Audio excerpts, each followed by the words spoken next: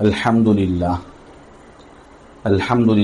نحمده ونستعینه ونستغفره ونؤمن به ونتوکل علیہ ونعوذ باللہ من شرور انفسنا ومن سیئات اعمالنا من يهده الله فلا مضل له ومن يضلله فلا هادي له ونشهد ان لا اله الا الله وحده لا شريك له ونشهد ان سيدنا ونبينا ومولانا محمدا عبده ورسوله ارسله بالحق بشيرا ونذيرا صلى الله تعالى عليه وعلى آله واصحابه وبارك وسلم تسليما كثيرا كثيرا اما بعد قال الله تبارك وتعالى في القرآن المجيد فأعوذ بالله من الشيطان الرجيم بسم الله الرحمن الرحيم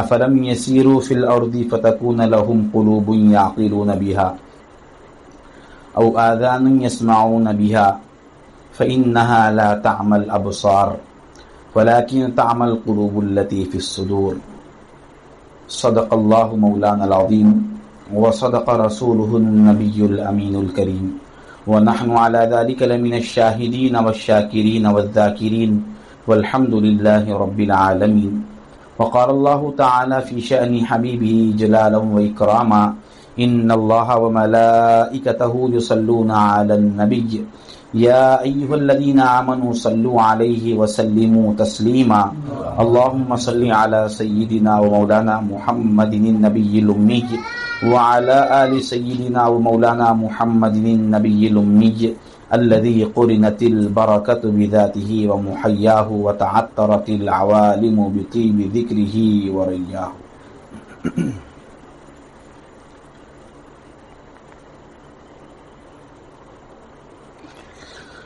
السلام علیکم ورحمۃ اللہ وبرکاتہ.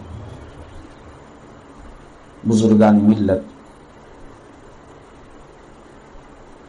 برادران راہ طریق، ماؤں بہنوں، اللہ جل شانہ وعمن والہ کا بے انتہا شکر ہے کہ اس نے ہمیں سرکار دو جہاں صلی اللہ علیہ وآلہ وصحبہ وسلم کے امت بابرکہ میں پیدا فرمایا اور ہمیں اس پیدائش پر بے انتہا فخر عظیم عنایت فرمایا.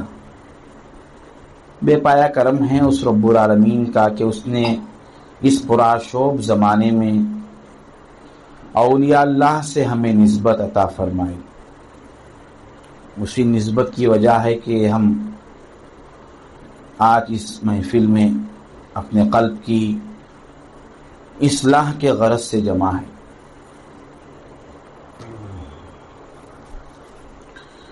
محترم بزرگوں اور دوستوں،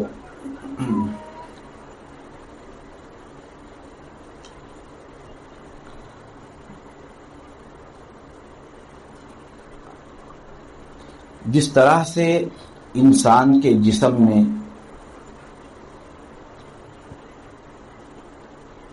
اللہ تبارک و تعالی نے آنکھ کو رکھا ہے، جس کے ذریعے سے ہم اللہ کی نعمتوں کو دیکھتے ہیں،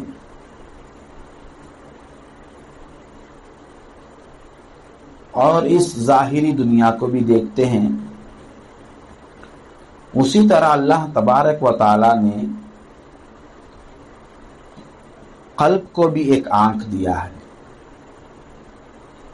جس کے ذریعے سے بندہ اپنے مولا کو دیکھتا ہے. قلوب العارفین لها عیون ترى ما لا يراه الناظرون.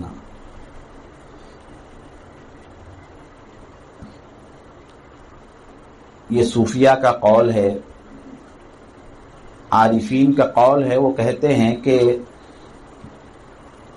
عارفوں کے لیے اللہ کو جو پہچانتے ہیں ان کے لیے کچھ مخصوص قسم کے آنکھ ہے.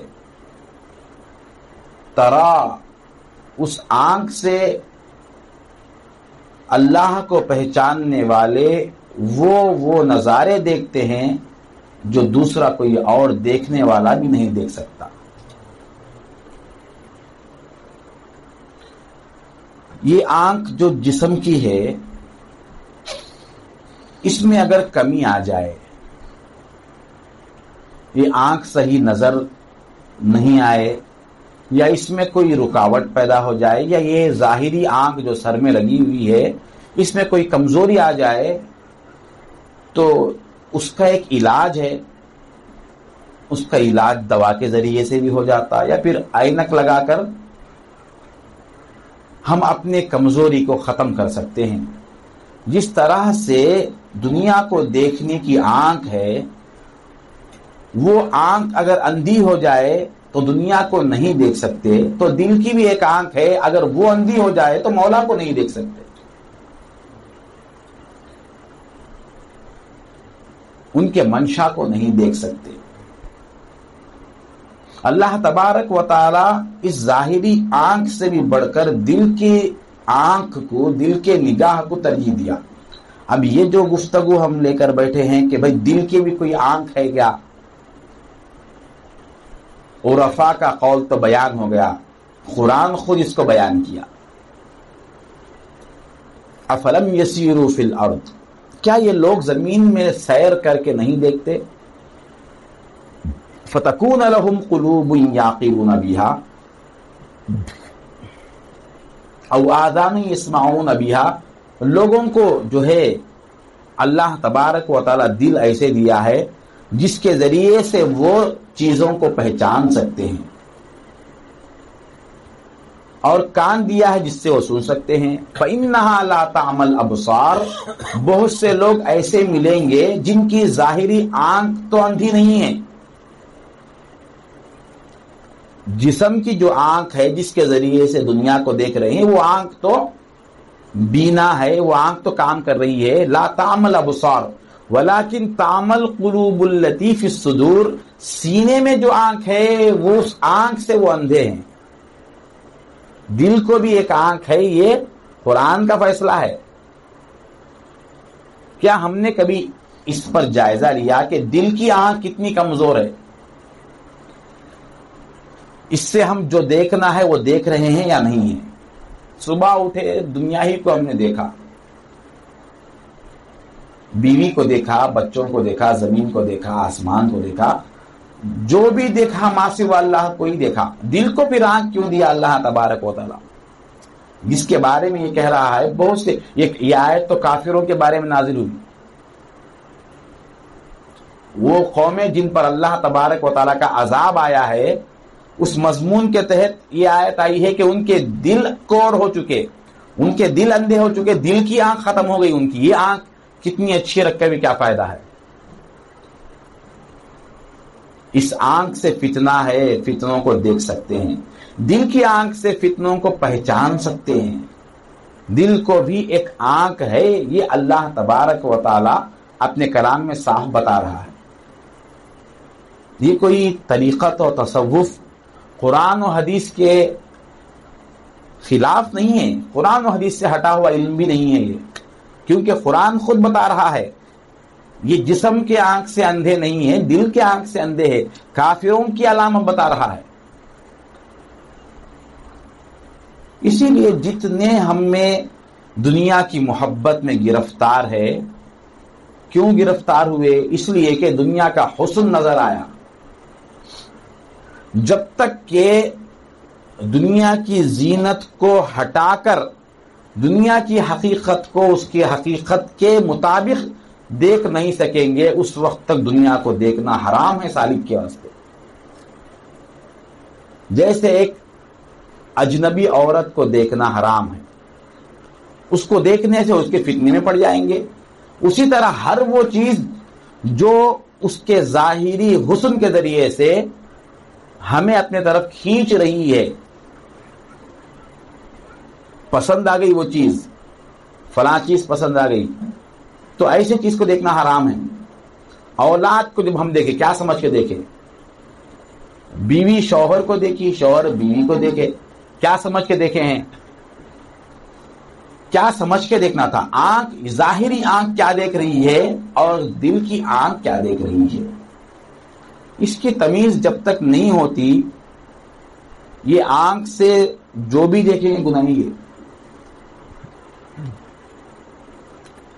اب اسی لیے جس کو بھی نظر آئے ما سوا اللہ ہی نظر آیا، اللہ کسی کو نظر نہیں آیا.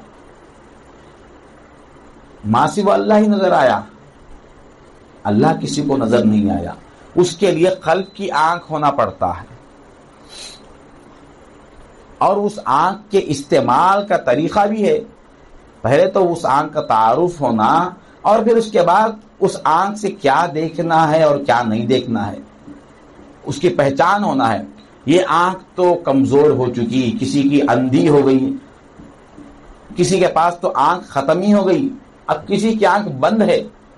اس آنکھ کے کھولنے والا کوئی ہونا چاہیے اس کو، جو اس باطن کی آنکھ کو کھولے اور دکھائے.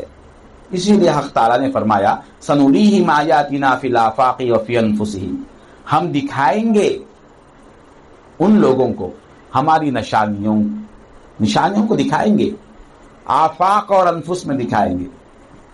یہاں تک کہ حتی یتبین لہم انہ الحق، یہاں تک کہ ان کے سامنے ہم اس انداز سے دکھائیں گے کہ ان کے سامنے حق کھل جائے گا، ہر شے میں حق نظر آئے گا ان کو.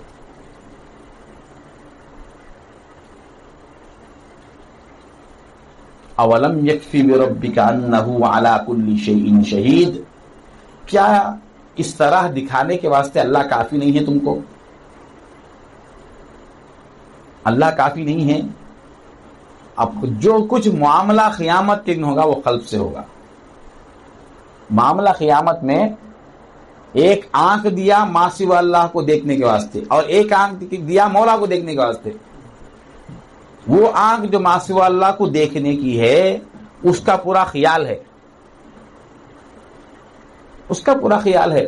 ذرا اس آنکھ میں کوئی تنکا آ جائے یا کوئی ریزہ اس میں گر جائے، کتنی پریشانی ہوتی. اس کو صاف کرنے میں ہم کتنی کوشش لگا دیتے. کیونکہ ہم اپنی حاجت کو، دنیا کو نہیں دیکھ سکتے. اب یہ اس دل کے آنکھ میں کتنے تنکے بھرے ہوئے ہیں، کتنا گرد جمع ہوا ہے، کبھی صاف کرنے کی بھی ضرورت ہے یا نہیں ہے. جس طرح اس آنکھ کے لیے ایک ایسی کمزوری اتنی بڑھ جاتی ہے کہ اب اس کو علاج نہیں کر سکتے، بلکہ اس کو عینک دینا پڑتا ہے.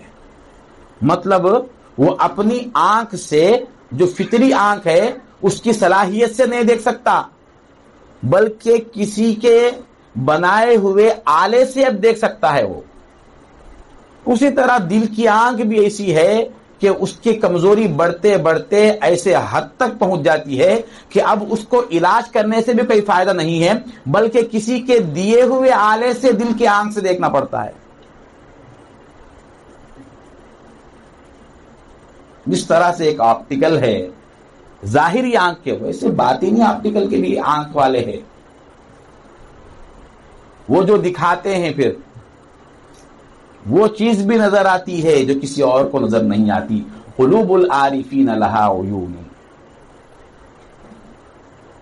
تری ما لا یراہ الناظرون، عارفوں کے لیے ایسی آنکھیں ہیں، ان کے دلوں کو ایسی آنکھیں، لہا قلوب، ان کو ایسے دل ہے، لہا عیون، ایسی خاص آنکھ ہے ان کو.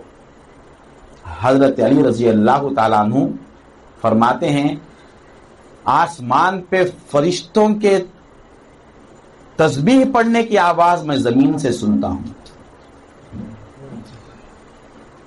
اور جب سرکار دو عالم صلی اللہ علیہ وسلم خانہ کعبہ میں بتوں کو توڑنے کے لیے داخل ہوئے تو ایک بت بہت دراز تھا.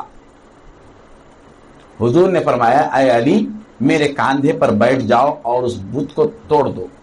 یہ خاص فضیلت ان کو ملی، خاص فضیلت ان کو ملی. تو حضرت علی رضی اللہ تعالیٰ عنہ سرکار دو عالم صلی اللہ علیہ وسلم کے دوش مبارک پر بیٹھ گئے. اب یہ سوال ہوگا، حضرت علی رضی اللہ تعالیٰ عنہ فرمایا یا رسول اللہ میں آپ کے کاندھوں پر بیٹھوں گا تو بے ادبی ہو جائیں گی، آپ میرے کاندھوں پر تشریف فرما ہو جائیے، آپ بڑھ جائیے. تو حضور نے فرمایا اے علی کیا تمہارے اندر یہ صلاحیت ہے کہ تم نبوت کے بوجھ کو اٹھا سکتے ہو؟ نبوت کے بوجھ کو اٹھا سکتے ہو، لہذا تم ہی بیٹھ جاؤ. جب حضرت علی بیٹھ گئے تو پوچھا حضور نے اے علی ذرا اوپر تو دیکھو. تو حضرت علی نے دیکھا. حضور نے پوچھا کہ کیا نظر آ رہا ہے؟ حضرت علی نے فرمایا یا رسول اللہ عرش معلی نظر آ رہا ہے. کون سی آنکھ سے دیکھے؟ یہ آنکھ تو سب کی ویسی ہی ہے. جتنے حد تک دیکھنا ہے اس حد کے پار وہ آنکھ نہیں دیکھ سکتی. وہ آنکھ نہیں دیکھ سکتی. اب یہ آنکھ کا کمال ہے. باطن کی جو تربیت ہوئی، باطن کی جب کوئی بھی شے سامنے آئی تو ہم اس کو کیا سمجھ کے دیکھ رہے ہیں؟ سامنے تو اس آنکھ کے ہے، لیکن اس کو جو سمجھنا ہے، قرآن نے کیا لفظ استعمال فرمایا؟ فَتَكُونَ لَهُمْ قُلُوبٌ يَعْقِلُونَ بِهَا. قلب ایسے قلب ہوتے ہیں جس قلب کے اندر عقل کی کیفیت ہوتی ہے، سمجھنے کی کیفیت ہوتی ہے. جیسا اس آنکھ سے دیکھ رہے ہیں، قلب کی آنکھ سے ویسا دیکھنا نہیں ہے. سمجھنا ہے اس کی حقیقت کو، وہ دیکھنا ہے. دل کے نگاہ سے دیکھنے کا مطلب یہ ہے کہ اس کی حقیقت کو سمجھنا ہے. یہ شے کیا ہے، ما سوا اللہ کا کیا مقام ہے اور اللہ کا کیا مقام ہے. دونوں کو دونوں کی حیثیت کے اعتبار سے دیکھنا ہے. یہ دل کی آنکھ کا کمال ہے اور اس کا فعل ہے. ورنہ پھر جس کو بھی دیکھے، کافر جس نظر سے دیکھ رہا ہے، مسلمان بھی اسی نظر سے دیکھ رہا ہے، تو دونوں میں فرق کیا ہوا؟ صرف قلب رہنے سے کوئی فائدہ نہیں ہے. قلب میں ایمان ہو، ایمان کا نور ہو تو اس کا فائدہ ہے، ورنہ کوئی اس کا فائدہ نہیں ہے. یہ دل پہلے سب سے پہلے گواہی دیتا. اس کو اگر صحیح علم مل جائے تو جب تک یہ دل اندر سے نہیں مانتا نا، اس حقیقت سے، اس نگاہ سے اس کو دیکھ نہیں سکتے. جیسے مثال کے طور پر ہم بارہا سنتے ہیں کہ اللہ ہمارے ساتھ ہے. دیکھیں کبھی ہم اگر دیکھتے تو پھر غلطی نہیں کرتے تھے. ساتھ ہونے کا احساس ہر وقت ہمارے ساتھ ہوتا. اب ہم یہ چاہ رہے ہیں جس طرح سے اس آنکھ سے دنیا والوں کو دیکھ رہے ہیں ویسے ہی دیکھنا چاہ رہے. اب یہ ناممکن ہے، کیونکہ وہ چیز مولا کی جو معیت ہے، ان کے ساتھ ہونے کا جو اعتبار ہے، وہ قلب سے دیکھنا پڑتا ہے. وہ قلب سے دیکھنا پڑتا ہے. وہ اس آنکھ کے اندر وہ صلاحیت ہی نہیں ہے دیکھنے کی. ارے اس دیوار کے پیچھے کون سی مخلوق ہے یہ آنکھ نہیں دیکھ سکتی. یہ آنکھ مخلوق کو ہی پوری دیکھ نہیں سکتی، تو مولا کو کیا دیکھ سکتی ہے؟ تو مولا کی معیت ہے، ساتھ ہے. وہ دیکھنے والی چیز کون ہے؟ قلب ہے. قلب کا مطلب ایسا سامنے دیکھتا نہیں ہے، ایک علم کے ساتھ دیکھنے کا نام ہے. ایک اعتبار سے اس کو دیکھا جاتا ہے. یہ ہمارا معاملہ دنیا کے چیزوں میں بھی ہے. جیسے ایک انجینئر آیا ہمارے ادارے میں، اس کو اس لیے بلائے کہ بورویل ڈالنا ہے. کس مقام پر گڑھا بنانا، کس مقام پر بورویل کی کھدائی کرنے سے پانی جلدی ملتا ہے، وہ دیکھنے کے واسطے آیا. وہ صرف یہ دیکھنے کے واسطے آیا. جیسے ہم جہاں ٹھہرے ہوئے ہیں، وہ انجینئر، وہ اس فن کا ماہر بھی وہیں ٹھہرا ہوا ہے، اور پورا گھوم کے بتایا اس مقام پر بورویل ڈالیں گے تو پانی بہت جلد تمہیں ملے گا. پانی یہاں پر بہت قریب ہے. کیسے دیکھ لیا ہے؟ اس کے پاس کوئی آلہ نہیں ہے، کسی آلے سے ماپ کے نہیں دیکھا. ہم جہاں کھڑے ہوئے ہیں وہی کھڑا ہوا ہے. وہ بھی ہم جہاں دیکھ رہے ہیں وہ بھی وہاں دیکھ رہا ہے. ہماری آنکھ اور اس کی ظاہری آنکھ ایک ہی مقام کو دیکھ رہی ہے، مگر اس کا دل جس تہ میں دیکھ رہا ہے وہاں تک دیکھنے کی صلاحیت ہم کو نہیں ہے. ہم نہیں دیکھ رہے، وہاں وہیں ٹھہرا ہوا ہے. پانی اندر ہے سو بتا دیا. اور جب کھدائی کی گئی تو اس کے کہنے کے مطابق پانی بہت جلد مل گیا. تو اس کی نگاہ بھی صحیح ہو گئی. کون سی نگاہ سے وہ دیکھا؟ وہ کون سی نگاہ سے؟ ایک دم معمولی مثال ہے. وہ ایک دم معمولی مثال ہے، کوئی چیز اس سے چھپی نہیں ہے. اب یہ انجینئرنگ کی وجہ سے بہت آسان ہو گیا مسئلہ کہ جب ایک کافر ہے وہ اندر کی چیز جو ظاہری آنکھ نہیں دیکھ سکتی وہ چیز بھی دیکھ لیتا ہے، تو پھر مومن کے لیے، اللہ والے کے لیے کیا بعید ہے کہ وہ اپنے دل کی نگاہ سے مولا کو دیکھ سکے، مخلوق کی حقیقت کو دیکھ سکے۔ تو یہ اصل میں قلب مکمل اس کا علم اور اس کی جانکاری، اس کی آنکھ اس کو حاصل نہیں ہوئی، اس وجہ سے ساری مصیبتیں ہیں۔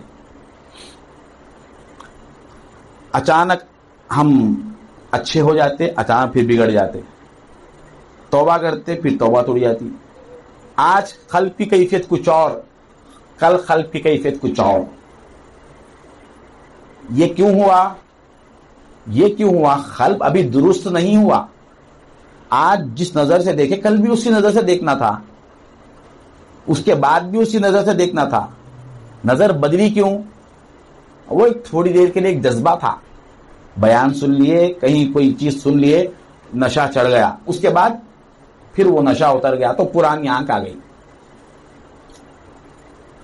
وہ پرانی آنکھ آ گئی، پھر قلب سے دیکھنا چھوڑ دیے۔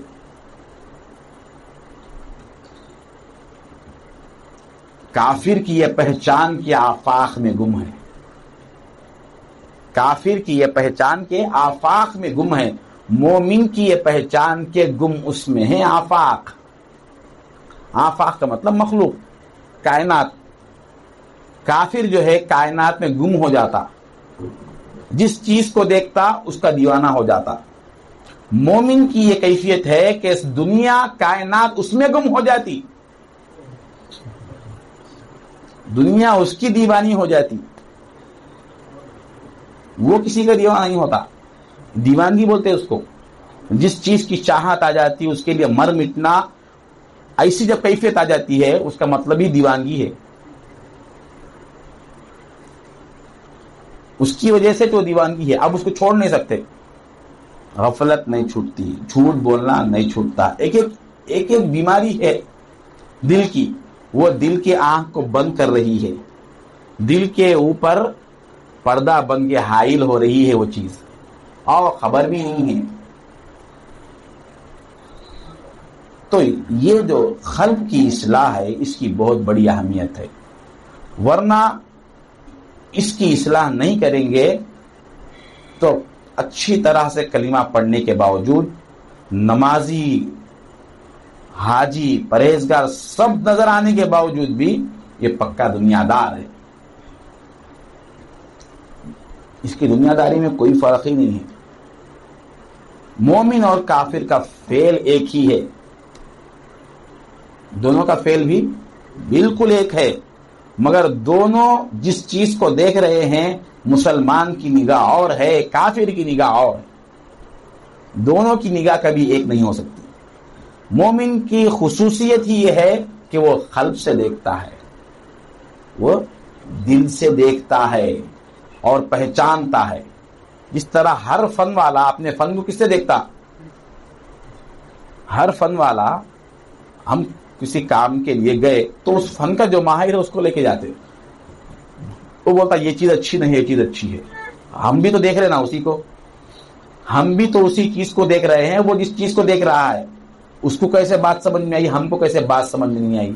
یہی حال ہے اللہ والوں کا، ہم جب ان کے سامنے جاتے ہیں تو ہمارے دل کی کیفیت کو پہچان لیتے، دل ہمارا ہے مگر ہم اپنے دل سے انجان ہیں، اور وہ پہچان گئے کہ اس کے دل میں یہ بیماریاں ہیں، یہ فلاں ہے، یہ فلاں ہے، یہ خرابیاں ہیں، جس کی وجہ سے اس کے دل میں غفلت ہے، دل میں اندھیرا ہے، دل گندا ہے، دل مردہ ہے، دل بیمار ہے، کیا کیا ہے اس کی کیفیت ہے۔ ہمارا صرف آخرت کا سرمایہ یہی ہے، آخرت کا سرمایہ صرف یہی ہے۔ اور اللہ تعالیٰ عبرت کے ساتھ یہ نشانی بتا رہا ہے، جو آدمی مر گیا اس کی میت یہی ہے، سب بورے کے چلے گئے، گئے کا پھر یہ ہے سو کون، گیا جانے والا کون ہے، اور یہاں لاش کی صورت میں پڑا ہوا کون ہے؟ میت تو یہی ہے، وہی صورت ہے، وہی شکل ہے، وہی خد ہے، سب وہی ہے، پھر گیا کون، جانے والا کون تھا؟ جانے والا کون ہے؟ جس کے جانے کی وجہ سے انہیں مردہ ہو گیا، اب اس کا کوئی اعتبار نہیں ہے، اس کو دفن کر دیا جا رہا ہے۔ اب اسی لیے وہ دل ہے، وہ خلق کا جوہر ہے، یہ انسان کے لیے اللہ کی بہت بڑی نعمت ہے۔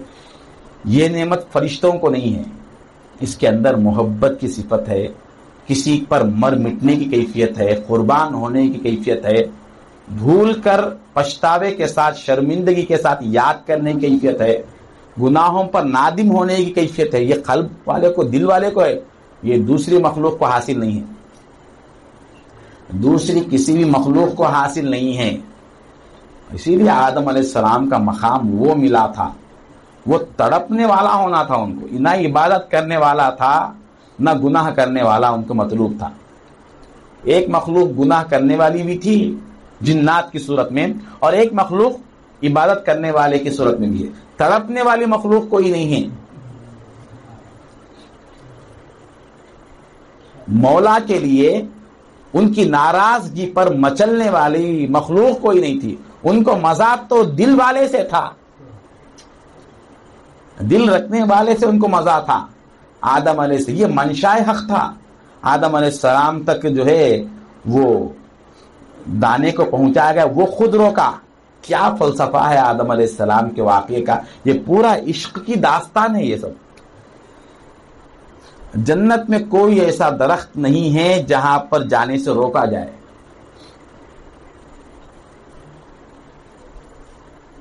اسکن انت وزوجک الجنہ وکلا منہا رغدن، بغیر کسی رکاوٹ کے۔ رغدن کا مطلب کوئی چیز میں یہ نہیں کھانا، یہ کھانا، یہ استعمال کرنا، یہ استعمال نہیں کرنا، یہ پابندی نہیں، اس کے بغیر تم استعمال کر سکتے۔ رغدن کا مطلب جب اتنی بات آ گئی تو پھر یہ کہنے کا مطلب کیا ہے؟ وَلَا تَقْرَبَا هَٰذِهِ الشَّجَرَةَ، اس درخت کے پاس مت جاؤ۔ اب پورے مفسرین لے کے پورا واقعہ ایک عجیب بیان کر دیے۔ وہ شیطان جو ہے سانپ کے منہ میں بیٹھ گیا، سانپ جو ہے وہ مور کے پیروں کو لپٹ گیا، پھر اس کے ذریعے سے جنت میں گیا۔ یہ سب یہاں پلاننگ ہو رہی ہے، تو اللہ کیا کر رہا تھا؟ کیا اللہ اس سے انجان تھا؟ چلو تم کھلا لو، تم اگر شیطان اس طرح کے بہانے بنا کر اندر چلا جائے تو میں کچھ نہیں کر سکتا۔ یہ اللہ یہ دیکھ رہا تھا؟ اللہ کی کیا یہ ذات یہ ہے؟ وہ خود خاموش بیٹھ کے دیکھ رہا تھا۔ لے کے جاؤ دانے کو آدم تک۔ جیسے ہی آدم علیہ السلام تک وہ دانا پہنچ گیا، جیسے ہی آپ نے زبان پہ رکھا، اب ندا آئی، اے آدم کیا کر دیے تم؟ تھوڑی دیر پہلے آنا تھا نا ندا، اے آدم وہ نادانا مت کھاؤ، تھوڑی دیر پہلے بولنا تھا۔ جیسے ہی زبان پہ رکھے، اب اللہ تبارک و تعالیٰ کی طرف سے ندا آئی، اے آدم جس چیز سے ہم نے روک دیا تم اس کو اختیار کر لیے۔ پہلے ہی بولتے تو بچ جاتے تھے، بچانا مقصد نہیں تھا، کھلانا بھی مقصد نہیں تھا۔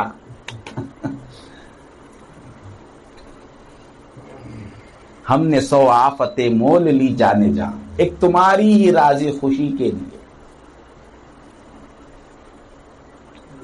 انہوں یہ دیکھنا چاہتے تھے کہ ہماری نافرمانی ان کے ذریعے سے کروائیں، اس کے بعد کی کیفیت کیا ہے، اس کے بعد کی کیفیت کیا ہے، یہ بات یاد رکھیے۔ غلطی ہونے کے بعد کیفیت کیا ہے؟ غفلت کے ساتھ زندگی گزر رہی ہے، اچانک ذکر کا خیال آ گیا۔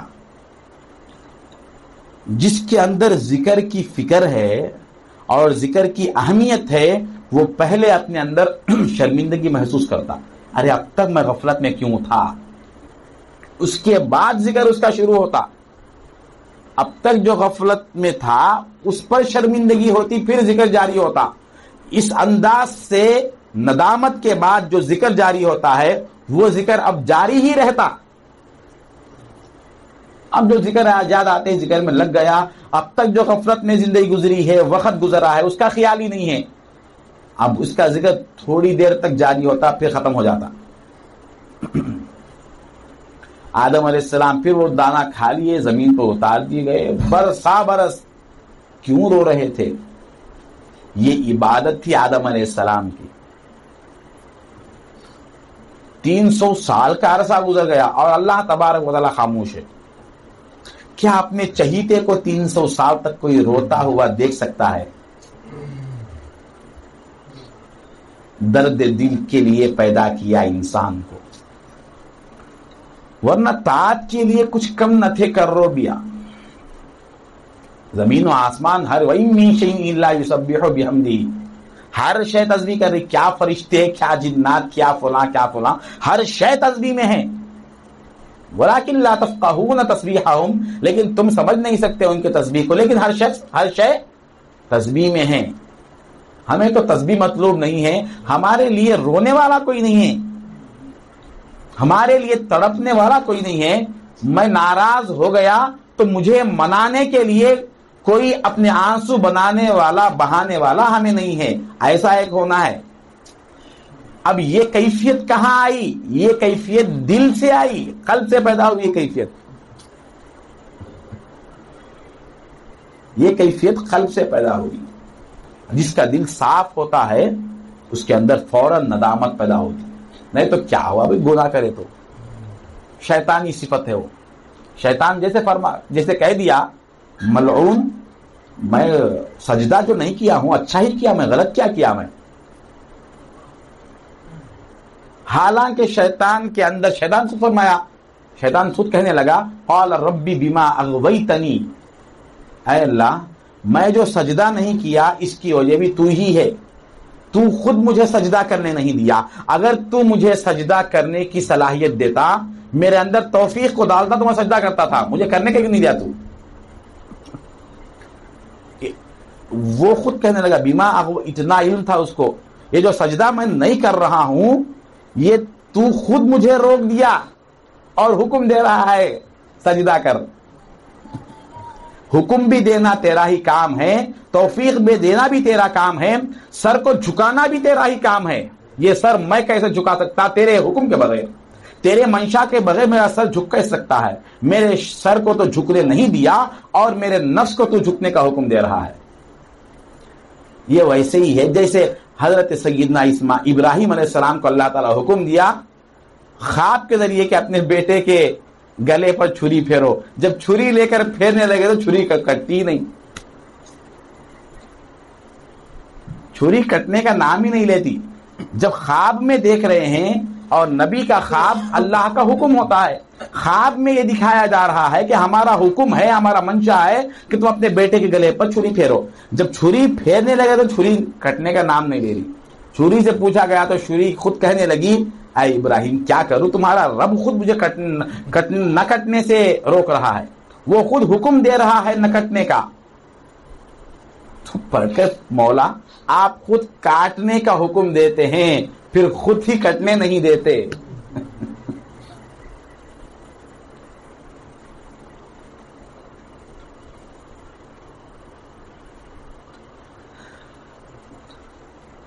کیا تماشا ہے مولا کا، وہ کیا دیکھنا کیا چاہتے ہیں؟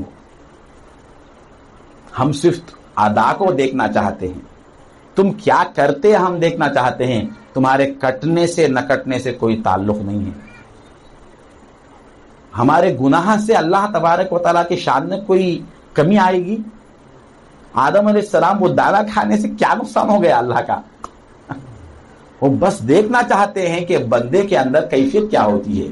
کائنات ساری ٹوٹ پھوٹ جائے، پوری برباد ہو جائے، کوئی تعلق نہیں ہے ان کو۔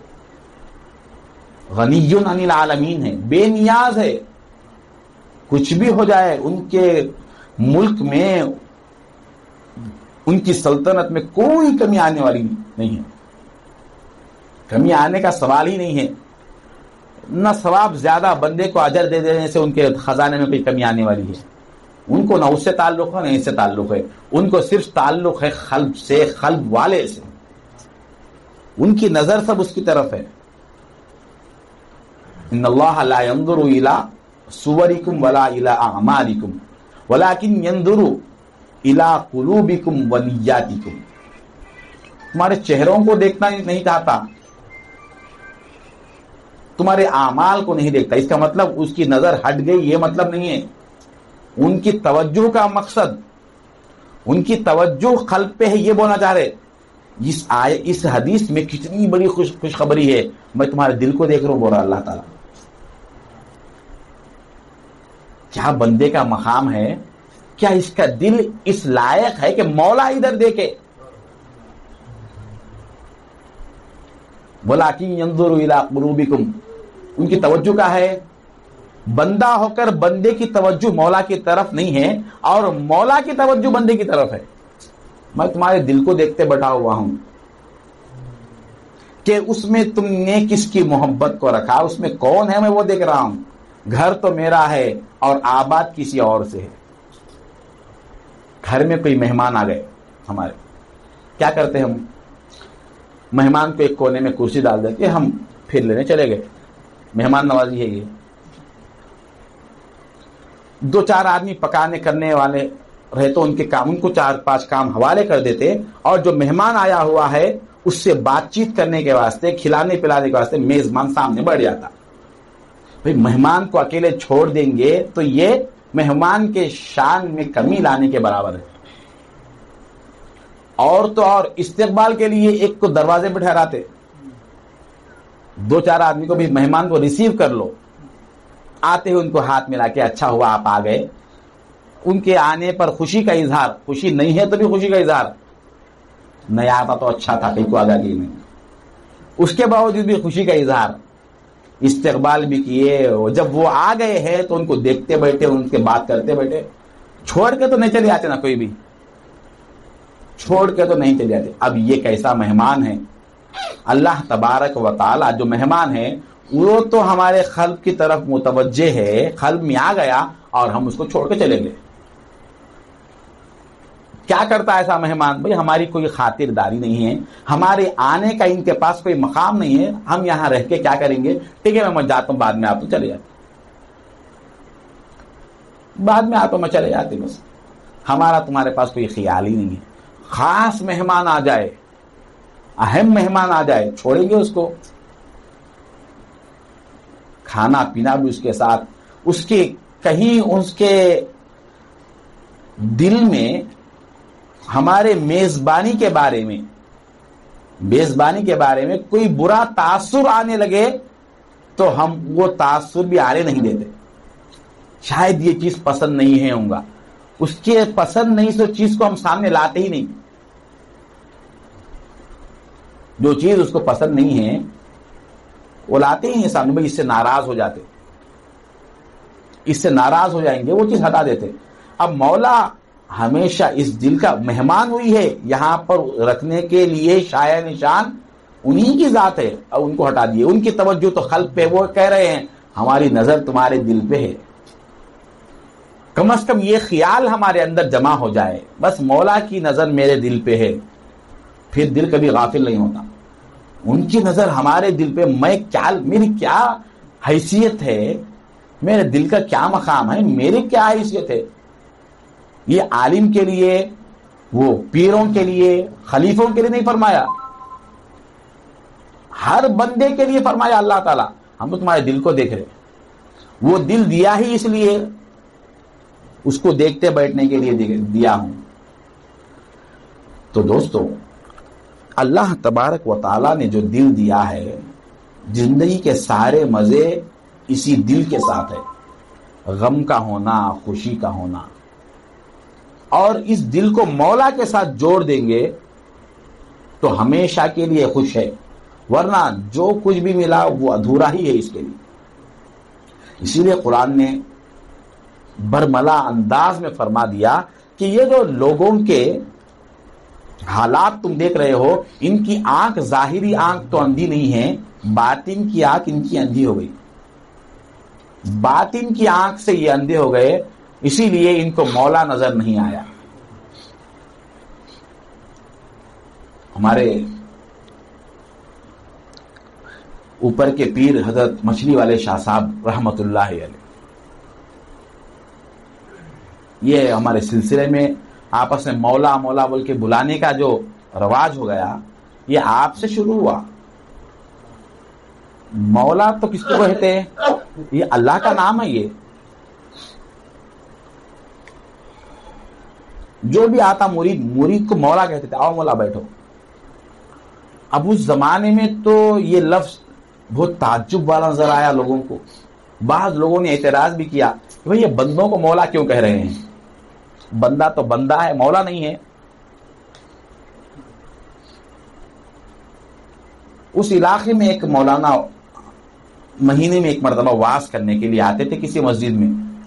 چند لوگ یہ تذکرہ ان کے سامنے سنا دیے کہ یہاں ایک پیر صاحب رہتے ہیں، جو بھی مرید آتا مرید کو مولا کہہ کے بلاتے۔ وعظ بیان مکمل کر کے وہاں گئے بات کرنے کے واسطے۔ حضرت یہ کیا میں سن رہا ہوں، آپ پیر ہے، آپ کے مریدین ہیں، لوگ آپ کے پاس اصلاح کے لیے حاضر ہوتے ہیں اور آپ شرک کر رہے ہیں، بندے کو مولا کیسے کہتے آپ؟ بندہ تو مولا نہیں ہوتا، بندے کو مولا کہہ کے کیسے پکار رہے آپ؟ تو مچھلی والے شاہ صاحب رحمت اللہ علیہ نے فرمایا، مولانا میں بندے کو مولا نہیں کہہ رہا ہوں، میں مولا کو ہی مولا کہہ کے پکار رہا ہوں۔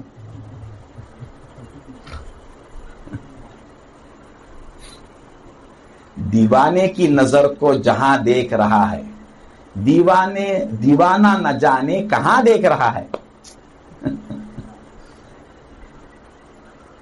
میں بندے کو مولا نہیں کہہ رہا ہوں، مولا ہی کو مولا کہہ رہا ہوں۔ اتنا سننا تھا، قدموں میں گر گیا۔ اب بات یہ سمجھ میں آئی، میں مولا کو کیوں بندہ کہہ رہا ہوں؟ بات الٹ ہو گئی کہ صحیح تو کون آپ ہی کہہ رہے، صحیح نشاندہی تو آپ ہے، جھوٹ اتنا بولو کہ وہ سچ ہو جائے۔ ایک چیز کو، ایک صحیح کو جھوٹ بنا کر اتنا کثرت سے زور سے بولے تو صحیح بھی جھوٹ ہو جاتا۔ دنیا کا یہ دستور ہے، بندہ بندہ بولتے بولتے ساری دنیا بندہ بول رہی، مولا کو نہیں دیکھ رہے، بندے میں جو مولا ہے وہ نہیں دیکھ رہے۔ اب ایک آ کے اس میں مولا کو دیکھا، مولا اپنے جلوے کے لیے اس کو پیدا کیا، اس کو جب اس کی حقیقت سے دیکھ رہے ہیں تو سب کو تعجب ہو رہا ہے۔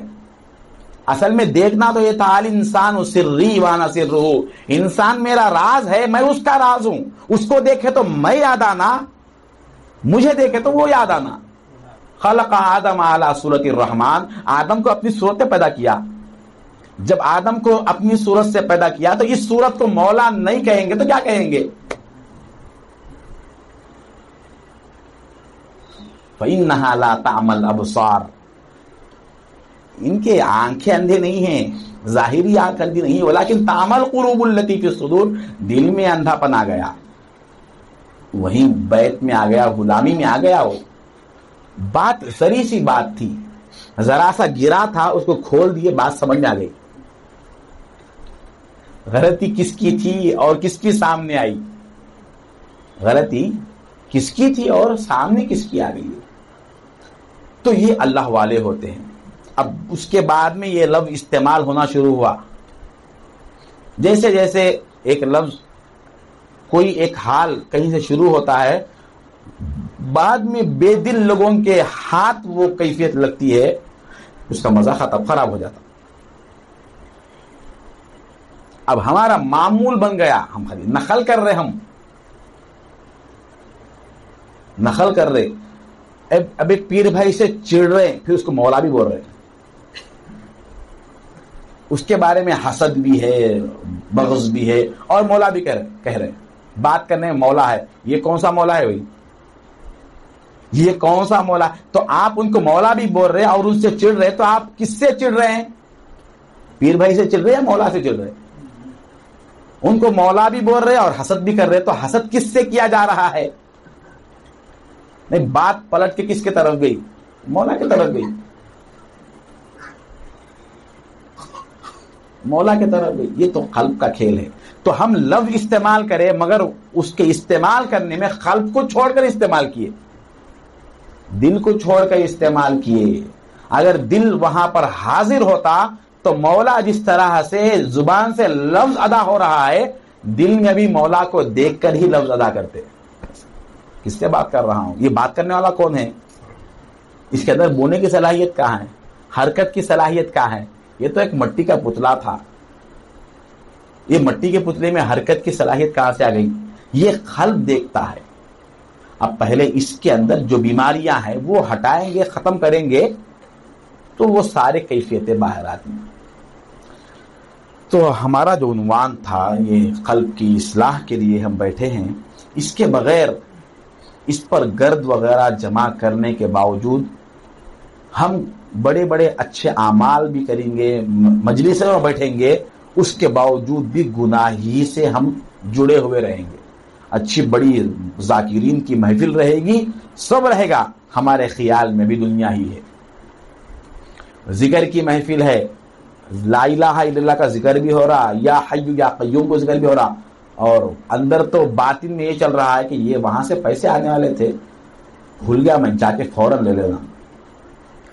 وہاں پر وہ زمین رکھ کے ہے، وہ زمین بکتی نہیں معلوم، بچے کی شادی ہے وہ ہوتی نہیں معلوم، یہ فلاں کام ہے، فلاں جگہ یہ کام ہے، وہ ہوتا یا نہیں ہوتا نہیں.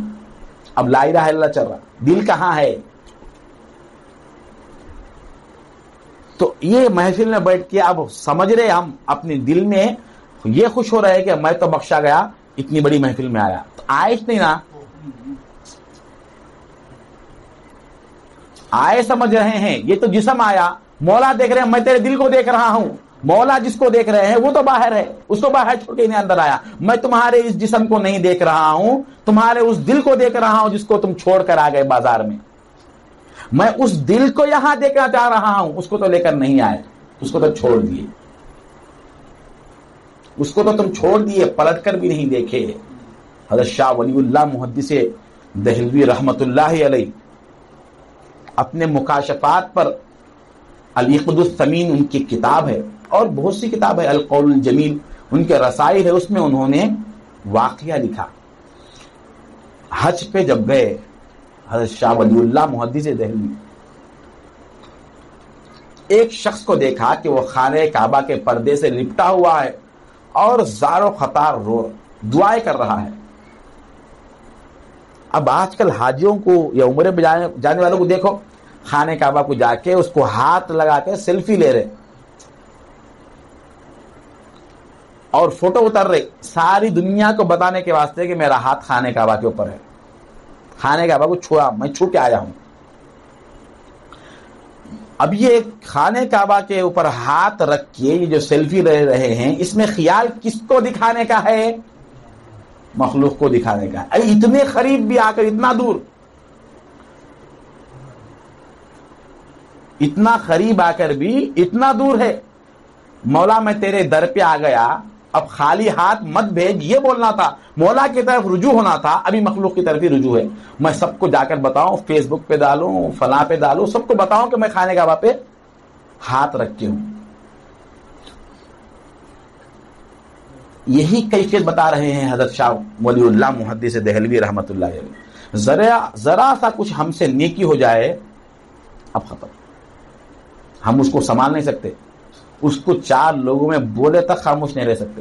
میں یہ کرا، جس کو دکھانا ہے وہ تو دیکھ لیا، پھر غیر کو دکھا کے کیا فائدہ ہے؟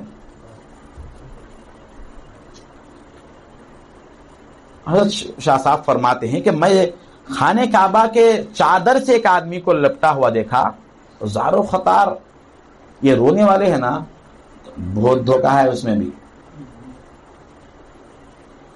نفس لوامہ کی کیفیت والوں کو بھی رونا آ جاتا.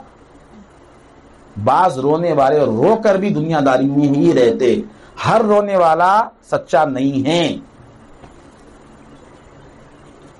ہر رونے والا سچا نہیں ہے. بعض لوگوں کو کوئی بھی ایک خطرناک دردناک حادثہ نظر آ جائے، ان کی آنکھوں سے آنسو نکل جاتے. وہ دل کی ایک نرمی کی کیفیت ہے، وہ فزیکلی پرابلم بھی ہے. وہ کبھی رو رہا تھا، گڑ گڑا رہا تھا. حضرت شاہ صاحب فرماتے ہیں میں اس کے قلب کی طرف توجہ کیا تو اس کا قلب خانہ کعبہ کے پردوں میں تھا ہی نہیں.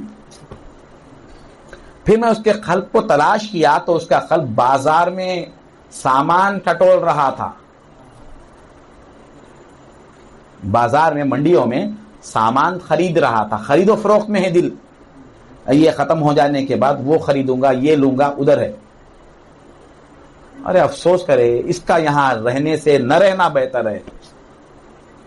پھر آپ طواف وغیرہ سے، نماز سے فارغ ہونے کے بعد بازار میں اپنی کچھ ضرورت کی چیز خریدنے کے واسطے گئے تو ایک نوجوان کو دیکھا کہ وہ زور شور سے کاروبار کر رہا ہے، چیزیں بیچ رہا ہے۔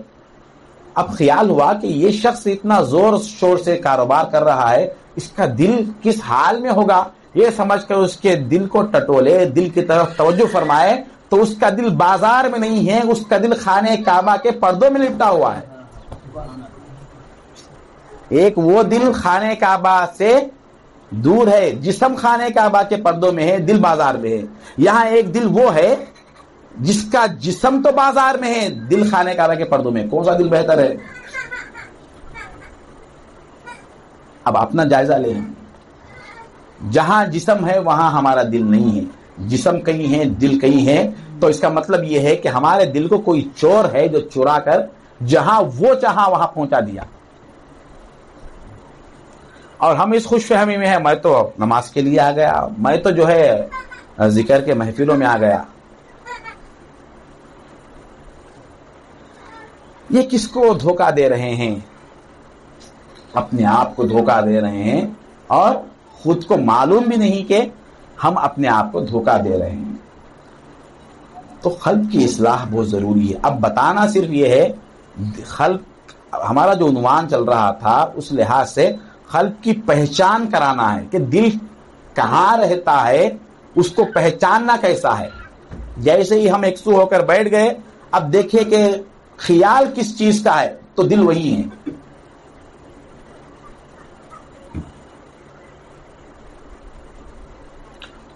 وہ علامہ اقبال نے شعر کہا تھا، غربت میں ہو اگر ہم، رہتا ہے دل وطن میں۔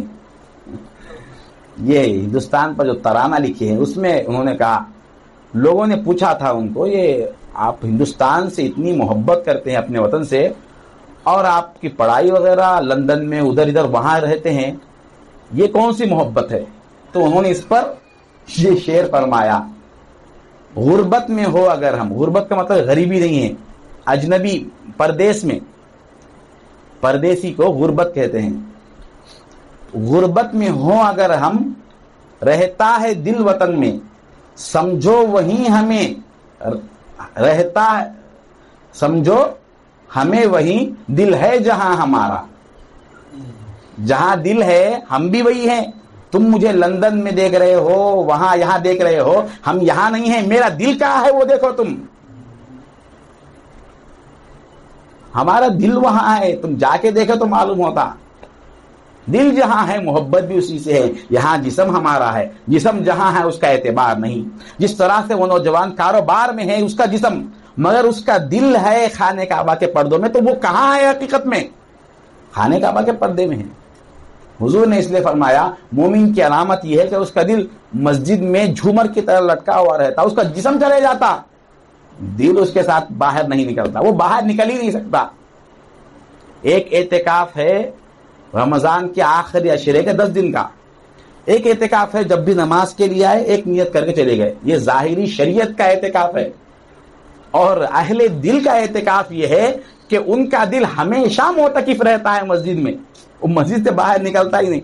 مسجد کا مطلب 4 دیواری کا تصور نہیں ہے، اور فلاں مسجد، وہ شاہی مسجد، وہ نوری مسجد، وہ مسجد نہیں ہے، مولا کی معیت ہے، سجدہ گاہ کا نام ہے، جہاں مولا کے بارگاہ میں جھکنے کا تصور ہے، اس کا دل ہمیشہ سجدہ ریز رہتا ہے، وہ وہاں سے اٹھتا ہی نہیں۔ یہ جسم سجدہ کر کے سر اٹھ جاتا، دل کہاں سے اٹھے گا چھوڑ کے؟ دل تو نہیں اٹھ سکتا نا، اس کے لیے وقت نہیں ہے، ٹائم نہیں ہے، اس کے